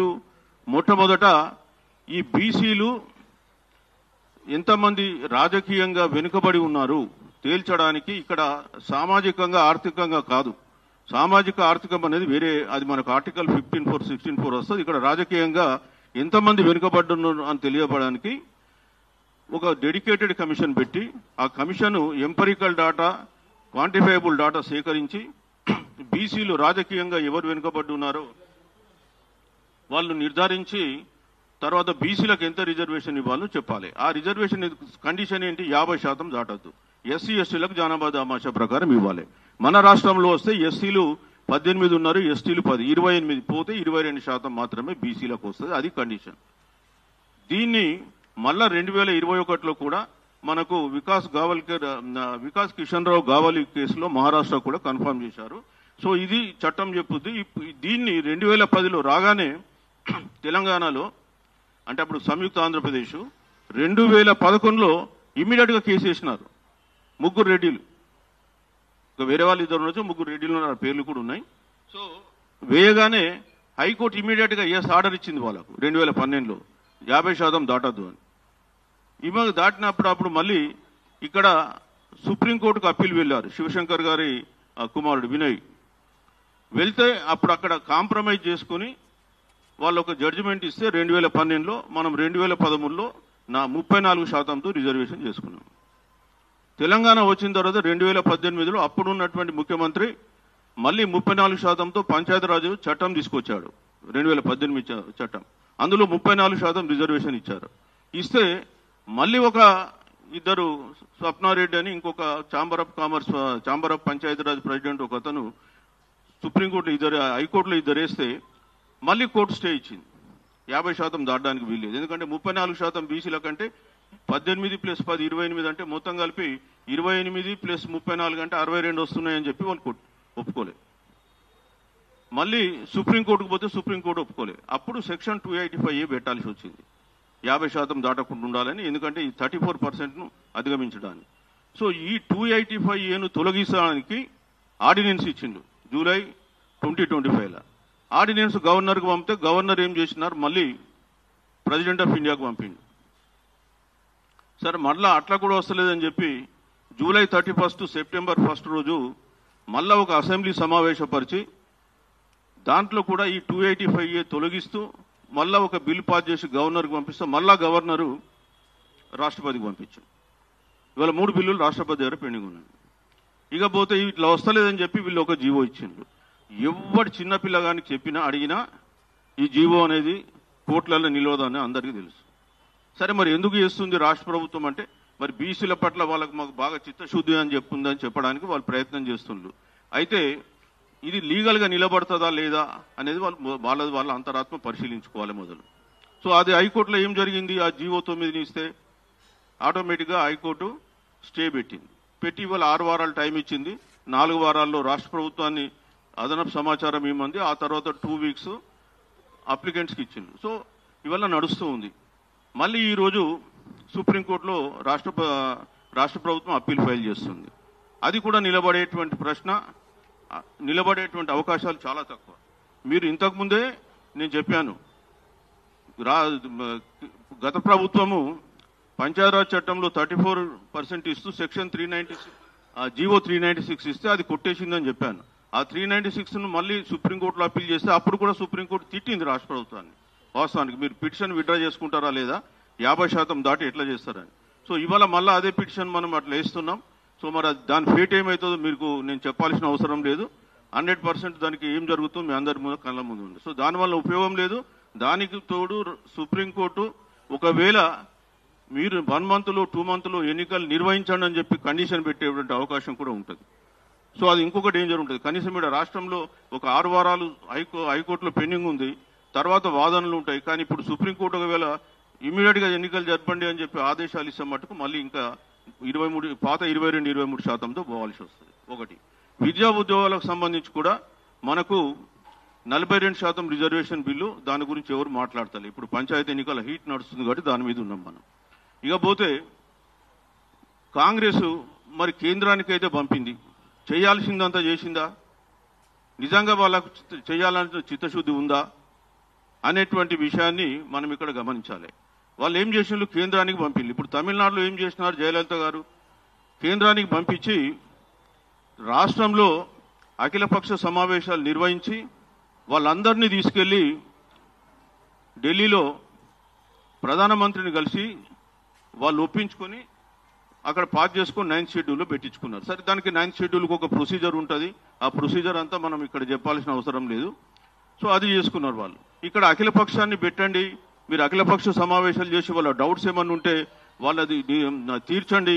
అదేవిధంగా మీరు ఇక్కడ నుంచి అఖిలపక్షం డెలిగేషన్ తీసుకెళ్ళండి. అంటే వీళ్ళ వాదన ఏంటంటే ఆల్రెడీ అసెంబ్లీలో అప్రూవల్ చేసినారు కదా రాజకీయ పార్టీలు. అంటే ఇక్కడ అన్ని పార్టీలు కూడా అసెంబ్లీలో లేవు. బీఎస్పీ లేదు కానీ వాళ్ళు నార్త్ ఇండియాలో ఉన్నారు. సిపిఎం లేదు కానీ అక్కడ వాళ్ళు పార్లమెంట్లో ఉన్నారు. కాబట్టి ఇవాళ కొన్ని పార్టీలకు కొన్ని అబ్జెక్షన్స్ ఉన్నాయి. నేను మళ్ళీ చెప్తా బీజేపీకి సంబంధించి. సో వాటన్నిటిని నివృత్తి చేసే అవకాశం ఉంటుంది కానీ చేయలే. ఏ రోజు కూడా వీళ్ళు పోయి 10 సార్లు కలిసి ఉంటారు కానీ బీసీలకు సంబంధించి రిజర్వేషన్ సంబంధించి మాట్లాడలే. వీళ్ళ అధినాయకుడు కూడా మాట్లాడితే మేము సీలింగ్ గోడలు బద్దలు కొడతాం 50%, సోషల్ జస్టిస్ కులగర్ణాన్ని మాట్లాడతాడు. కానీ పార్లమెంటు మొన్న వర్షాకాల సమావేశాలు 1 మంత్కు పైబడి జరిగితే ఒక్క 5 నిమిషాలు కూడా దీనిపైన కేటాయించి మాట్లాడలే. మరి వీళ్ళకి ఏం చిత్తశుద్ధి ఉందనేది మనకు అర్థమవుతుంది. నిజంగా ఇవ్వాలని ఉందా లేదా ఇది నటన? నిజంగా ఇవ్వాలని ఉంటే ఈ రోజుకైనా అఖిలపక్ష సమావేశం పెట్టండి. మీరు కాళేశ్వరం మీద ఎంత తొందరగా అఖిలపక్ష సమావేశం పెట్టిందండి, మరి దీని మీద ఎందుకు పెట్టారు? ఇవాళ మీ రాహుల్ గాంధీ గారి మీద కేసు పెట్టిందని చెప్పేసి ఢిల్లీలో రాష్ట్ర బంధు ఇచ్చారు. మరి వాళ్ళ బీజేపీ అడ్డుకుందని చెప్పేసి రాష్ట్ర బంధు ఎందుకు ఇవ్వరు? మేము అడ్డుపడుతున్నామా? సో ఇది వీళ్ళ చిత్తశుద్ధి. ఏదో మనం ఇచ్చినట్టు ఉండాలి, కోర్టులు అడ్డుకోవాలి, మళ్ళా యథావిధిగా ఉండాలి. మొదటి నుంచి కూడా ఇదే యాటిట్యూడ్. ఇవాళ కొత్తగా ఏం కాదు.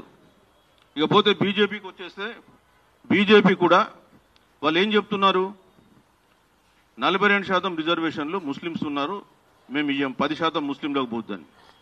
ఇవాళ ముస్లిమ్స్ మన రాష్ట్రంలో 1970లో అనంతరామన్ కమిషన్ ఇచ్చినప్పుడు 6 కులాలు ఉన్నాయి, అది 2% జనాభా ఉంది. ఆ తర్వాత రాజశేఖర్ రెడ్డి గారు 2007లో 14 కులాలు కలిపిండు, అదొక 8% జనాభా వచ్చింది. ఆ 2000 ఈ 14 కులాలను హైకోర్టుకు పోతే హైకోర్టు కొట్టేసింది. కులాలు ఇట్లా కలపడానికి వీల్లేదని టెక్నికల్ కారణాల మీద. అందులో మన జస్టిస్ ఈశ్వరయ్య గారు జడ్జిగా సరే, వారి కాన్స్టిట్యూషనల్ పొజిషన్ అప్పుడు వేరు. తర్వాత 2010లో రాష్ట్ర ప్రభుత్వం సుప్రీంకోర్టుకు పోతే సుప్రీంకోర్టు తాత్కాలికంగా అలౌ చేసింది. ఈ రోజు కూడా ఒకవేళ కేంద్రానికి ఇష్టం లేకపోతే వాళ్ళు ఇంప్లీడ్ అయితే దాన్ని కొట్టేపియచ్చు. వాళ్ళు ఆ పని చేయరు కానీ బీసీలను అడ్డుకుంటారు. వాళ్ళు ఆ పని చేయొచ్చు కదా కేంద్రంలో ఇంప్లీడ్ అయ్యి. మేమేమైనా వాళ్ళు కావాలని కోరుకున్నామా? మీరు పొండి మీకు ఇష్టం లేకపోతే. కానీ మాది ఎందుకు, మా దగ్గర నోటి దగ్గరకు వచ్చిన కూర్ను మీరెందుకు అడ్డుకుంటారు? ఒకటి. రెండోది, మీరు తీసుకొచ్చిన ఈడబ్ల్యూఎస్ చట్టం ఉంది.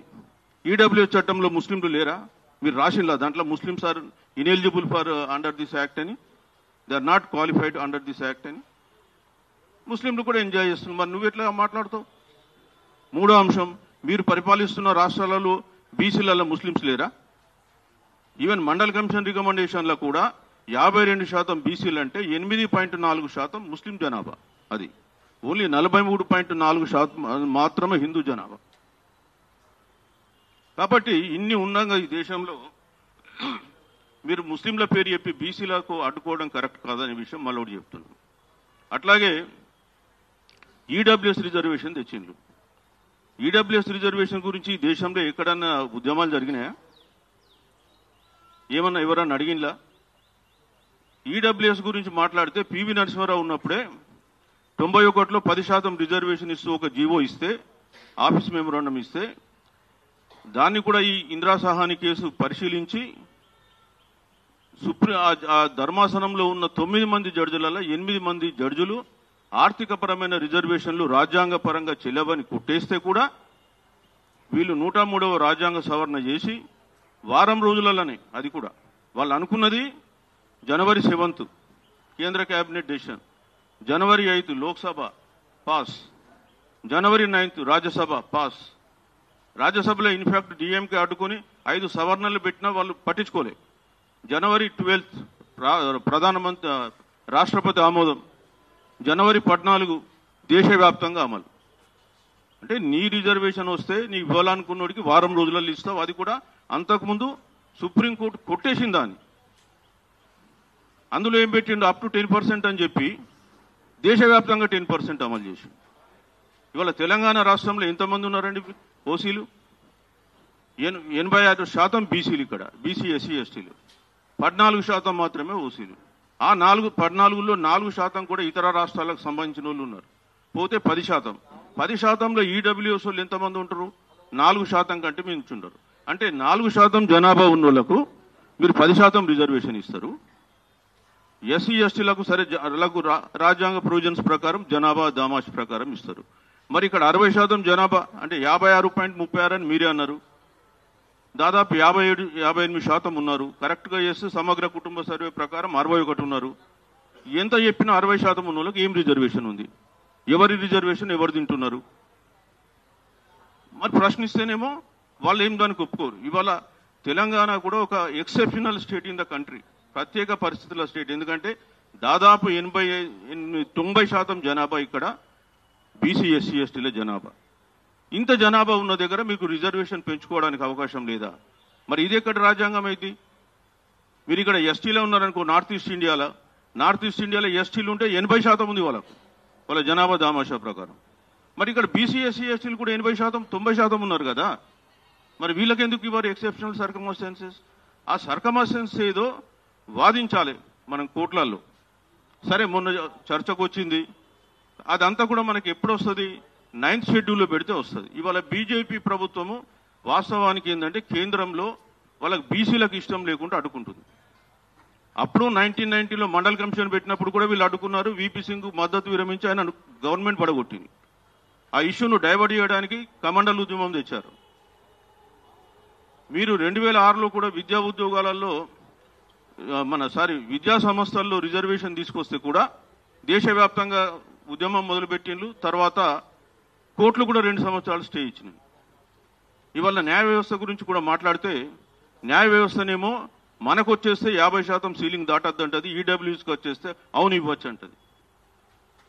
అందులో ఉన్న జడ్జిలు కూడా 5 జడ్జిలలో 2 సీనియర్ జడ్జిలు ఒప్పుకోలే ఆ టైంలో.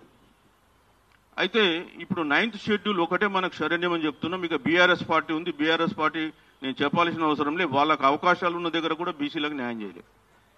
సుప్రీంకోర్టు 34% ఇవ్వద్దు అన్నది వాస్తవమే. మీరు ఏదైతే 285A ఉందో దాన్ని కరెక్ట్ ప్రపోజిషన్లో పెట్టలే, నెగటివ్ ఫామ్లో పెట్టడంతో ఇవాళ కోర్టులకు కూడా ఇబ్బంది అవుతుంది. అదే పెట్టేటప్పుడు this time as per supreme court judgement we are only restricting it to 50% అంటే అయిపోయేది. This time only. ఆ తర్వాత ఏం జరుగుతుందో జరిగేది. కానీ వాళ్ళు పర్మనెంట్గా యాక్ట్లో అట్లా 50% దాటొద్దని రాసి పెట్టేశారు. ఒకటి. రెండోది, హైదరాబాద్లో జిహెచ్ఎంసీలో ఎస్సీలు 8%, ఎస్టీలు 1%, 9%. మరి 41% బీసీలకు ఇవ్వచ్చు కదా. ఇవ్వలే. ఫైల్ పోతే కూడా ఫైల్ పక్కన పడేసిండు, 33% ఇచ్చిండు. అది స్పెసిఫిక్గా ఫైల్ తీసుకుపోయిండు. అది నాకు తెలుసు, నేను అడ్మినిస్ట్రేషన్లో ఉన్నాను కాబట్టి నాకు తెలుసు. చేస్తే కూడా అది పక్కన పడేశారు. ఎందుకు ఇవ్వాలని? మీరా పార్టీ పరంగా ఇవ్వరు. 34% ఇవ్వడానికి ఏమన్నా చర్యలు ఉంటాయా? అది తీసుకోరు.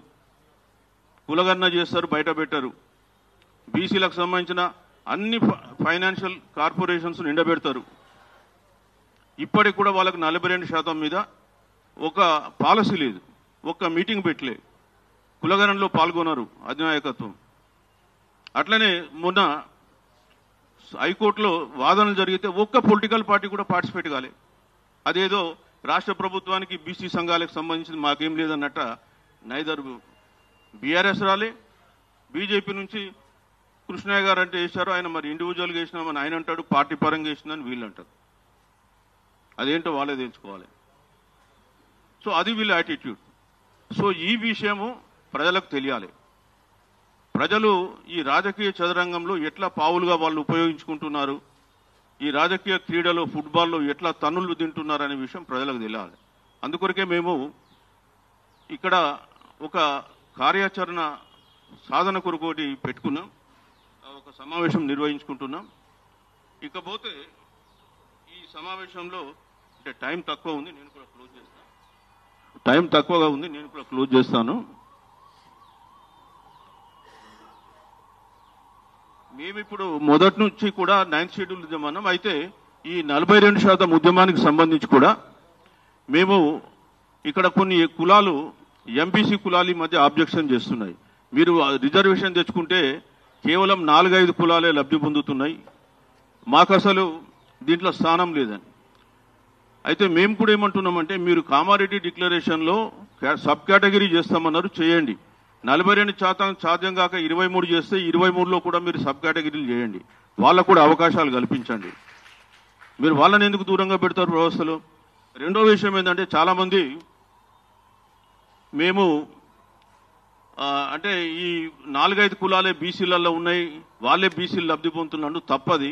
మనం రాజకీయంగా చూస్తే ఎవరి షేర్ ఎంత వచ్చింది అనేది మనం తీసుకుంటే ఒక్క కులం తప్ప బీసీలలో అన్ని కులాలకు కూడా వాళ్ళ సీట్లు వాళ్ళకంటే వాళ్ళకు తక్కువ వచ్చింది. సో అవన్నీ ఎవరు తీసుకున్నారు? ఆధిపత్య కులాల వాళ్ళు తీసుకున్నారు. ముఖ్యంగా నేను చెప్తాను, నేను ఇక్కడ ఈ పుస్తకంలో చూస్తే హుకుమత్ అనే పుస్తకం రాసినాం. దాని ప్రకారం చూస్తే ఇక్కడ ముదిరాజుల జనాభా 6.68 ఉంటే వాళ్ళకు 116 సీట్లు రావాలంటే వచ్చినాయి గత 16 అసెంబ్లీ ఎన్నికలలో 29, కోల్పోయింది 87. ఎవరు తీసుకున్నాడు 87? సరే, మీరు కొంతమంది ఏమంటే గౌడ్స్ చాలా యాక్టివ్ ఉన్నారు, అందులో పార్టిసిపేట్ చేస్తున్నారంటే గౌడ్ జనాభా 20 లక్షలు, 19,77,000. వాళ్ళకు రావాల్సిన సీట్లు 95, వాళ్ళకు వచ్చినాయి. గౌడ్ సంబంధించి వాళ్ళకు రావాల్సిన సీట్లు 75, వచ్చినాయి 54, నష్టపోయింది 21. ఎవరు తిన్నారండి ఇవి? మూడోది, మనకు ఇక్కడ మునూరు కాపు ఉంది. సో మునూరు కాపులు వాళ్ళకు ఒక 20 ఎక్కువ వచ్చినాయి రావాల్సిన దానికంటే. నేను ఒకటే ఏం చెప్తున్నా అంటే, ఒకవేళ మునూరు కాపులు అది తీసుకోకపోతే ఆ సీట్లు ఎవరికి పోయేటి? మరి ఇక మనం ఎందుకు దాని మీద కామెంట్ చేస్తారు? సో ఇవాళ ఏ ఒక్క కులంకు కూడా బీసీ కులాల వాళ్ళకు రావాల్సిన షేర్ వాళ్ళకు రాలేదు న్యాయబద్ధంగా. ఇవాళ మనం ఒకవేళ ఆ సీట్లు తెచ్చుకోకపోతే అవి ఇంకా వేరే వాళ్ళకు పోతాయి, ఆధిపత్య కులాలకు. నేను చెప్తున్న వెలుమ ఉన్నారు 0.28 పాపులేషన్, 102,000 ఈ రాష్ట్రంలో. వాళ్ళకు రావాల్సిన సీట్లు న్యాయబద్ధంగా 16 అసెంబ్లీ ఎన్నికల్లో 5 సీట్లే, కానీ వచ్చినాయి 148. ముఖ్యమంత్రుల లైన్లు, మంత్రుల లైన్లు. మరి మీలందరూ ఎటు పోవాలండి? ప్రజాస్వామ్యం అంటే ఓన్లీ 3 కులాల ఇదేనా? సో ఈ విషయాలు ప్రజలకు తెలియజేయడానికి ఖచ్చితంగా రాబోయే కాలంలో మేము ఒక కార్యాచరణ రూపొందించుకుని ఆ విషయం తెలియజేస్తాం. అయితే ఇక్కడ ఎంబీసీ కులాలకు కూడా ఖచ్చితంగా సబ్ కేటగరీషన్ చేయాలని చెప్పేసి మేము రాష్ట్ర ప్రభుత్వాన్ని కూడా మేము రిక్వెస్ట్ చేస్తాం. అదేవిధంగా మేము ఈ మధ్యకాలంలో ప్రధానమంత్రిని కూడా మేము కలవాలని చెప్పేసి ఉత్తరాలు రాశాను. నేను, ఈశ్వరయ్య గారు, నేను, అదేవిధంగా విశారదన్ గారు, ఇంకా చాలా సంఘాలు కలిపి ప్రధానమంత్రికి కూడా మాకు అపాయింట్మెంట్ ఇవ్వమని చెప్పి అడిగినాం. మాకు 42% పైన మేము మీతో చర్చించుదామని చెప్పి కూడా అడిగినాం. సరే, అపాయింట్మెంట్ వచ్చినప్పుడు చూద్దాం. ఆయన సీఎం గారు లెటర్ రాస్తేనే ఇవ్వలేదన్నాడు. Whatever it might be, మా ప్రయత్నం కూడా మేము చేస్తాం. అయితే ఇక్కడ మా యాక్షన్ ప్లాన్, ఇప్పుడు ఇంకొక డౌట్ కూడా వస్తుంది చాలా మందికి. ఇవాళ నిన్ననే ఒక బీసీ జాయింట్ యాక్షన్ కమిటీ ఒకటి ఏర్పాటు చేశారు. మరి మీరు మళ్ళా ఎందుకు అందులో ఉండొచ్చు కదా అని కొందరు అడిగారు. సో వాళ్ళు కూడా మమ్మల్ని ఇన్వైట్ చేసినారు. నాతో కూడా జాదుల శ్రీనివాస్ గౌడ్ కానీ, తర్వాత దాసు సురేష్ కానీ మాట్లాడారు. సో నేనేమన్నానంటే, మాది మొదటి నుంచి కూడా 9th షెడ్యూల్ ఉద్యమం. జీవోల గురించి మీరు మాట్లాడుతున్నారు కాబట్టి జీవోలకు మాకు సంబంధం లేదు, మేము ఎన్నడూ అడగలే, అది దానివల్ల రాదు అని మేము చెప్పినాం. ఒకటి. సరే, ఇప్పుడు కూడా వాళ్ళు కూడా 9th షెడ్యూల్కే వాళ్ళు కూడా అడుగుతున్నారు, అది మంచి పరిణామమే. కానీ మేము అడిగేది ఏంటంటే, రాజకీయ పార్టీలలో మీరు ఉన్నారు. ఈ రాజకీయ పార్టీలలో ఉండి మీరు నిజంగా ఈ ఉద్యమంలోకి వచ్చి ఆ రాజకీయ పార్టీలను విమర్శిస్తారా? నేను ఒక వ్యక్తి గురించి నేను చెప్పలే, అందులో ఉన్నోళ్ళు చాలా మంది రాజకీయ పార్టీలలో ఉన్నారు.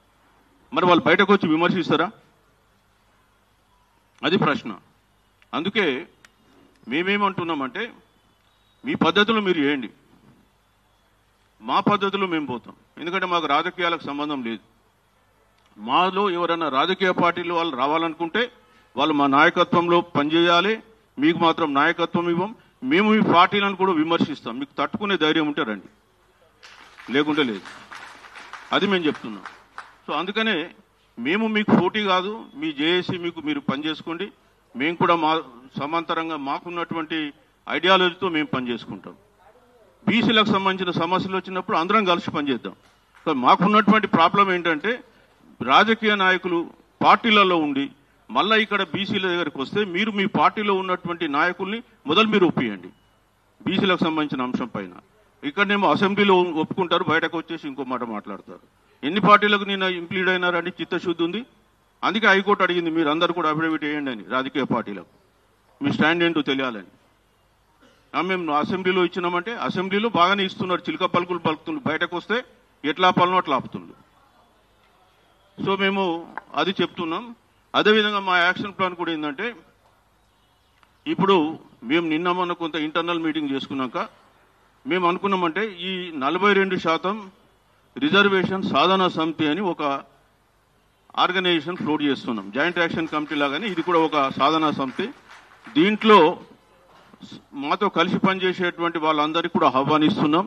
కానీ ఒకటే కండిషన్ ఏంటంటే మీరు రాజకీయ పార్టీలో ఉన్నప్పటికీ మీరు మాత్రం నాయకత్వం వహించడానికి వీల్లేదు, మేమే నాయకత్వం ఉంటాం ఒకటి. రెండోది మేము అన్ని పార్టీలను తిడతాం. మీకు అంత ఓపిక ఉంటే రండి, లేకపోతే లేదు. ఎందుకంటే మీ పార్టీ మా పార్టీ అని మాకు తేడా లేదు. మాకు 42% రిజర్వేషన్ను సాధించే వరకు మేము పోరాటం కొనసాగిస్తూ ఉంటాం.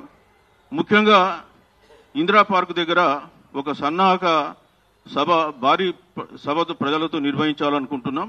అది 24వ తారీఖు అని అనుకుంటున్నాం. సో 24th రోజు ఆ సమావేశం పెడతాం.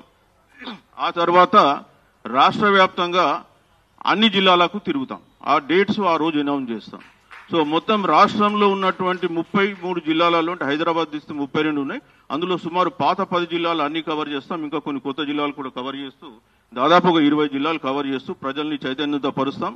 అదేవిధంగా 32 జిల్లాలలో కూడా మా వెహికల్స్ వెళ్లి ప్రజల్ని కూడా చైతన్యవంతం చేస్తే మా దగ్గర నుంచి టీమ్స్ వెళ్లి అక్కడ కూడా గ్రాస్ రూట్ లెవెల్ వరకు చైతన్యం చేసి లాస్ట్ లో ఓ ఇందిరా పార్క్ దగ్గర సుమారు ఒక 50,000 నుంచి 1,00,000 మంది సభ్యులతో మళ్ళీ ఒక ముగింపు సమావేశం పెట్టాలని చెప్పి నిర్ణయం తీసుకున్నాం. ఆ తర్వాత మళ్ళీ ట్రైనింగ్స్, ఆ తర్వాత నెక్స్ట్ ప్లాన్ ఆఫ్ యాక్షన్ ఉంటుంది. కానీ 42% ఖచ్చితంగా మనకు రావాలి. రాష్ట్ర ప్రభుత్వం కూడా 42% ఇవ్వకుండా ఎన్నికలకు పోవద్దని చెప్పేసి మేము తెలియజేస్తున్నాం. మీరు ఎంత శాతంతో మీరు నిర్వహిస్తారో కోర్టు డైరెక్షన్ల పైన మాకు తెలియదు, కానీ ఖచ్చితంగా అందులో కూడా ఎంబీసీ కేటగరైజేషన్ చేయాలని చెప్పి కోరుతున్నాను. ఇది మాకున్నటువంటి యాక్షన్ ప్లాన్.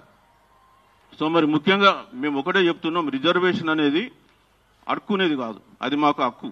రాజ్యాంగంలో రాసినటువంటి హక్కు 15(4) కావచ్చు, 16(4) కావచ్చు, 243(d)(6) కావచ్చు, T6 కావచ్చు. సో రాజ్యాంగంలో ఉన్నటువంటి హక్కు అది. ఆ హక్కును సాధించుకోవాలి. 50% సీలింగ్ అనేది రాజ్యాంగంలో ఎక్కడ రాయలే. కేవలం జ్యుడిషియల్ ఇంటర్వెన్షన్ కోర్టుల ద్వారా వచ్చిందంతే తప్ప అది వాస్తవం కాదు. సో మరి కోర్టులు కూడా ఎప్పుడు భయపడతాయి, అదేవిధంగా ఇది ఎట్లా సాధ్యమైంది అనేటువంటి విషయం మనం తెలుసుకోవాలనుకుంటే ఒకే ఒకటి ఏంటంటే ప్రజా ఉద్యమాన్ని నిర్మించడం. ప్రజలు యాక్టివ్గా పాల్గొంటే ఇది సాధ్యమైతే, లేకుంటే కాదు. మేమేదో ఇక్కడ చెప్పినంత మాత్రాన ఎవరు చెప్పినా సాధ్యం కాదు. మీరు తెలంగాణ ఉద్యమం ఎట్లా లేచింది? December 9, 2009లో ఇచ్చిన చిదంబరం స్టేట్మెంట్ ను వెనక్కి తీసుకుంటే అప్పుడు సబ్బండ వర్గాలు తరలి వస్తే కేవలం ఇద్దరు ఎంపీలతో తెలంగాణ రాష్ట్రం తీసుకురావడం జరిగింది. అది ప్రజలు పాల్గొన్నారు కాబట్టి రాజకీయ నాయకులందరూ కూడా ఢిల్లీలో భయపడ్డారు. ఇవాళ 42% ఇచ్చిన జీవోను హైకోర్టు కొట్టేసినప్పుడు మరి తెలంగాణ సమాజం బగ్గుమనాలనా వద్దా? వదిలేద్దామా? బగ్గుమనాలి. మరి ఏది స్పందనేది? కాబట్టి ఇప్పుడు తెలంగాణ సమాజానికి వాస్తవాలు చెప్పడానికి మేము బయలుదేరుతున్నాం. అందరం కలిసి ఒక సాధన సమితి కమిటీ ఉంటుంది, ఆ కమిటీల ద్వారా మేము పోతాం. సో మేము ప్రజల్ని చైతన్యంతో పరిచి మరి ప్రజలు చైతన్యవంతమై పోరాటం చేసే వరకు ఏది సాధ్యం కాదు. మీకు ఒకటే చెప్తున్నా, ఈ 42% ఎవ్వరు చెప్పినా సాధ్యం కాదు. 9th షెడ్యూల్లో పెట్టడం అన్నట్టు జరగాలంటే ఇక్కడ తెలంగాణలో బీసీ సంఘాలు, బీసీ ప్రజలు ఒక్క తాటిపై వచ్చేసి వాళ్ళు పోరాడాల్సిన అవసరం ఉంది. అందుకే మేము కొంత ప్రజల్ని చైతన్యవంతపరిచి, సమావేశపరిచి, సంఘటితపరిచి పోరాటం చేసేలాగా మేము ప్రయత్నం చేస్తున్నాం. సో ఇప్పుడు వచ్చిన రాజాల యుగంధర్ గారు, కిరణ్ గారిని కూడా వేదిక రావాల్సి కోరుతున్నాం. సో మేకపోతుల నరేందర్ గౌడ్ గారికి కూడా. సో మేమేం కోరుతున్నామంటే మీ అందరికీ కూడా, ప్రజా సంఘాలన్నీ కూడా మీరు ఇంట్రెస్ట్ ఉన్న వాళ్ళు మాతో సంప్రదించండి, ఆహ్వానిస్తున్నాం. రాబోయే కాలంలో కమిటీ చేసి బ్రాడర్ మైండ్గా పోదాం. ఎవరు ఏ పంతంలో పోయినా పర్వాలే, అందరు కూడా 42% సాధించాలనేటువంటి ఆలోచనతో ఉన్నారు. కాబట్టి మన మేకపోతుల నరేందర్ గౌడ్ గారికి, రాచాల యుగంధర్ గౌడ్ గారికి, కిరణ్ గారికి వేదికపై రావాల్సిందిగా కోరుతున్నాం. కొంత వేదిక పైన కొంత ప్లేస్ ఇవ్వాల్సిందిగా కోరుతున్నా. Right okay. సో ఇది మేము అనుకున్నటువంటి యాక్షన్ ప్లాను. సో మేము కోరేది ఒకటే, ప్రజలు మీరు స్వచ్ఛందంగా చైతన్యవంతమై ఈ ఉద్యమంలో రాకపోతే ఈ 42% అనేది కల్లా మర్చిపోదాం. మన రాష్ట్రంలో 90% జనాభా ఉన్న మనకు స్పెషల్ రిజర్వేషన్లు తెచ్చుకోలేకపోయినామంటే అది మన యొక్క అసమర్థతకు నిదర్శనంగా భావించాలి. కాబట్టి ప్రజలందరూ రావాలి. తెలంగాణ అంటే మొదటి నుంచి కూడా ఉద్యమాల గడ్డ, అనేక ఉద్యమాలు చేసినటువంటి అంశం ఉంది. అశోక్ గారు ఉన్నారు, వారిని కూడా రావాల్సిందిగా కోరుతున్నా. సో మరి నేను ఈ యొక్క సమావేశంలో ఈ మా యాక్షన్ ప్లాన్ ఇక్కడ విశదీకరించడం జరిగింది. మళ్ళీ ఒక 3-4 డేస్లో ఈ కమిటీలో ఎవరుంటారు, కమిటీలో ఎంతమంది వచ్చిందో అనేది తెలియజేస్తాం. అట్లనే 24వ తారీఖు రోజు మేము ఇందిరా పార్క్ దగ్గర ఒక ధర్నా నిర్వహిస్తాం. పెద్దలతో సుమారు ఒక అంటే అది అనేక మంది ప్రజల్ని ఇక్కడ పిలుస్తాం, అసోసియేషన్ పిలుస్తాం. వాళ్ళ ఆధ్వర్యంలో యాక్షన్ కమిటీ అంటే జిల్లాల ప్లాన్ ప్రకటిస్తాము. ఇది మేము అనుకున్నది. మరి మీ అందరూ కూడా సహకరిస్తే తప్పకుండా ఈ కార్యక్రమాన్ని విజయవంతం చేస్తామని చెప్పి తెలియజేస్తూ ఉన్నాం. Thank you. Thank you sir. చాలా విలువైన విషయాలు.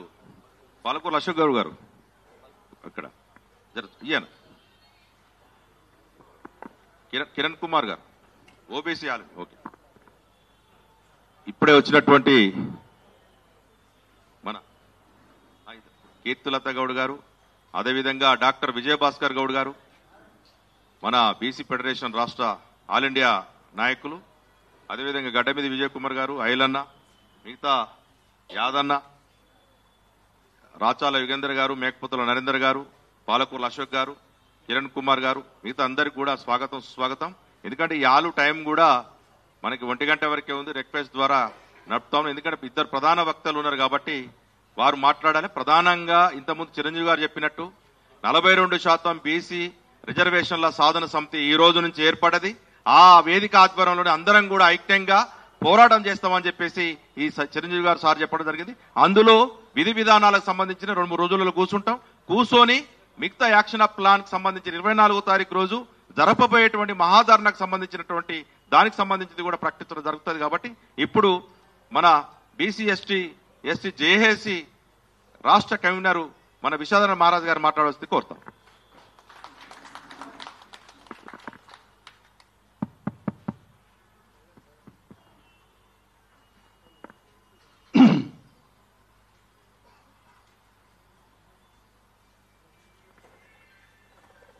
కుడివైపు ఉన్న కార్యకర్తలు, నాయకులంతా ఇటు లోపలికి హాల్లోకి వస్తే బాగుంటుంది.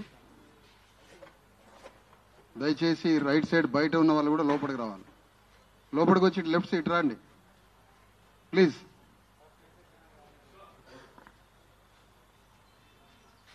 ఇది చాలా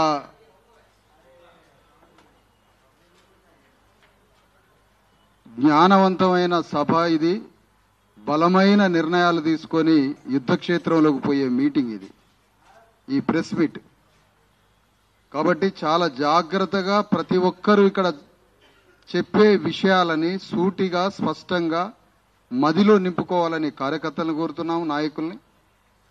ముఖ్యంగా ఈ 42% బీసీలకు 42% రిజర్వేషన్ల సాధన ఐక్య కార్యాచరణ కమిటీ సమావేశానికి సభాధ్యక్షులు ఐలి వెంకన్న గౌడ్ గారికి మరియు ఈ కార్యక్రమానికి ముఖ్య అతిథిగా వచ్చేసినటువంటి మాజీ chief justice national BC commission chairman justice Eswaraiah గారికి, విశిష్ట అతిథిగా దీనికి మార్గనిర్దేశం చేస్తున్నటువంటి మాజీ ఐఏఎస్ అధికారి మరి చిరంజీవులు గారు, బీసీ ఇంటలెక్చువల్ ఫోరం రాష్ట్ర అధ్యక్షులు బాలరాజ్ గౌడ్ గారికి, పొలిటికల్ ఫ్రంట్ నాయకులు, వేదిక మీద ఉన్న వివిధ హోదాల్లో పనిచేస్తున్న నాయకులకు, న్యాయవాదులకు, ఈ కార్యక్రమంలో పాల్గొంటున్నటువంటి బీసీ ఇంటలెక్చువల్ ఫోరం నాయకులకు మరియు బీసీ ఎస్సీ ఎస్టీ జేఏసీ కార్యకర్తలకు, అనేక సంఘాల మిత్రులందరికీ నమస్కారం తెలియజేస్తూ, ముఖ్యంగా మీడియా మిత్రులకు నమస్తే. తెలంగాణలో ఒక స్పష్టమైనటువంటి గమ్యాన్ని చూపించాల్సినటువంటి సందర్భం ఉంది ఇప్పుడు, చాలా స్పష్టంగా.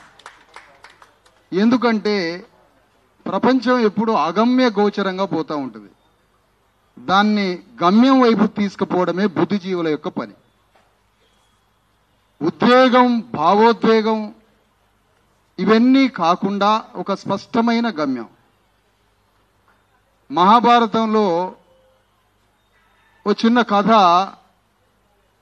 బాణాలు వేస్తుంటే ఇక్కడ చెట్టుకు తగులుతుందట, పుట్టకు తగులుతుందట. కానీ ఒక బాణం వేస్తే అర్జునుడు నీకేం కనిపిస్తుందంటే, నాకు చెట్టు కనపడట్లేదు, చెట్టు కొమ్మలు కనపడట్లేదు, చెట్టు కాయలు కనపడట్లేదు, పిట్ట కనిపిస్తుంది, ఆ పిట్ట కనుగుడ్డు కనిపిస్తుంది, నా బాణం వేస్తే పిట్ట ఎగిరిపడి చావాలన్నాడు. అట్లనే మా అందరికీ 9th షెడ్యూల్ తప్ప ఏం కనపడట్లేదు. 9th షెడ్యూల్ అనే ఒక రక్షణ కవచంలో, 9th షెడ్యూల్ అనే వజ్ర వైఢూర్యాల రక్షణ కవచంలో బీసీల 42% చట్టం అందులో పొదిగితే తప్ప మాకు బ్రతుకు లేదు, జీవం లేదు, ఏమీ లేదు.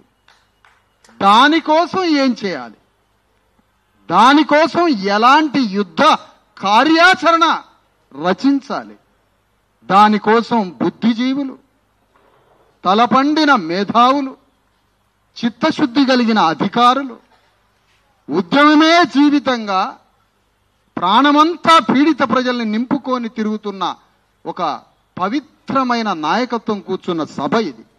దీన్ని జాగ్రత్తగా అర్థం చేసుకోండి. అందుకని 42% ఎబో 42%, అది 52 దాకా పోతుందా, 56 దాకా పోతుందా, అలాంటి ఒక కార్యాచరణని 3 నెలల క్రితం బిల్స్ డ్రాఫ్టింగ్, అంటే రాష్ట్ర ప్రభుత్వం నుంచి కేంద్ర పార్లమెంటు దాకా పంపించే ఒక బిల్స్ ని డ్రాఫ్ట్ చేసి